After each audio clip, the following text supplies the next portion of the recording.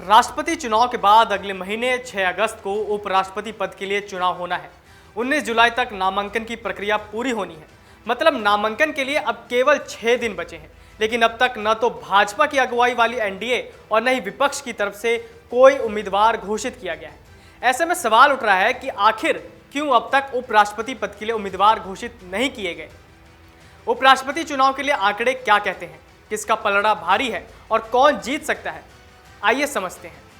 तो सबसे पहले जानिए अब तक क्यों नहीं घोषित हुए उम्मीदवार। भारतीय जनता पार्टी में उपराष्ट्रपति पद के उम्मीदवार को लेकर मंथन आखिरी चरण में है। मुख्तार अब्बास नकवी से लेकर कई नामों पर चर्चा हो चुकी है।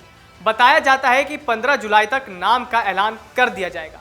वहीं विपक्ष अभी भाजपा उम्मीदवार के घोषित होने का इंतजार कर रहा है। कांग्रेस के एक बड़े नेता ने बताया कि भाजपा उम्मीदवार के घोषित होने के बाद कोई फैसला लिया जा सकता है।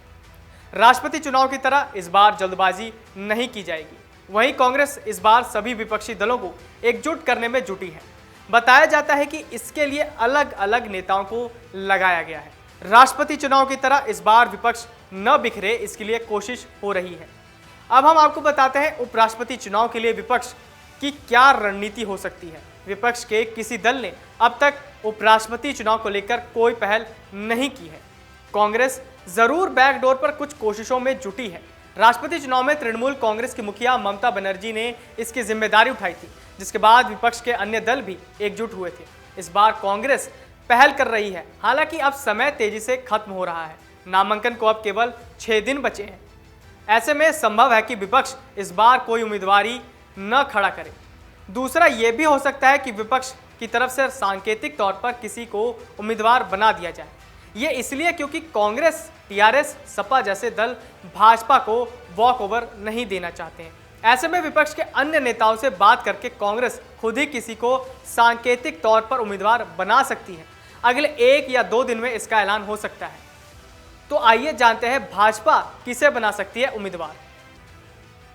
उपराष्ट्रपति पद के उम्मीदवार को लेकर भाजपा की रणनीति समझने के लिए अमर उजाला की टीम ने भाजपा के राष्ट्रीय स्तर के एक नेता से संपर्क किया। उन्होंने बताया उपराष्ट्रपति का उम्मीदवार उत्तर, पश्चिम या पूर्वोत्तर भारत के किसी राज्य से हो सकता है।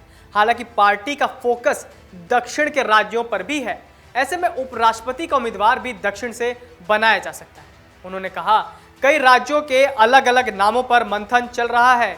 देश के इतिहास में आज तक कोई महिला उपराष्ट्रपति नहीं रही है। संभव है कि इस बार इतिहास बनाया जाए। अगर ऐसा होता है तो एक नया रिकॉर्ड होगा। पहली बार ऐसा होगा जब देश में राष्ट्रपति और उपराष्ट्रपति दोनों ही महिला होंगी।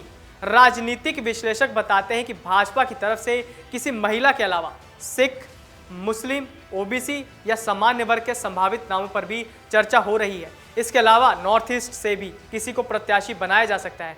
अगर ऐसा होता है तो पहली बार नॉर्थ ईस्ट से कोई उपराष्ट्रपति बनेगा। अगर नामों की बात करें तो अब तक मुख्तार अब्बास नकवी, आरिफ मोहम्मद खान, नजमा हेपतुल्ला, आनंदीबेन पटेल, बीएस येदियुरप्पा, कैप्टन अमरिंदर सिंह, एसएस अहलूवालिया समेत कई अन्य नामों की भी चर्चा हो चुकी है। नमस्कार। डाउनलोड करें अमर उजाला ऐप और पाएं खबरें लगातार। अगर आप ये वीडियो YouTube पर देख रहे हैं तो हमारे चैनल को सब्सक्राइब करें और बेल आइकन को दबाना ना भूलें। अगर आप Facebook पर ये वीडियो देख रहे हैं तो हमारे पेज को लाइक करें।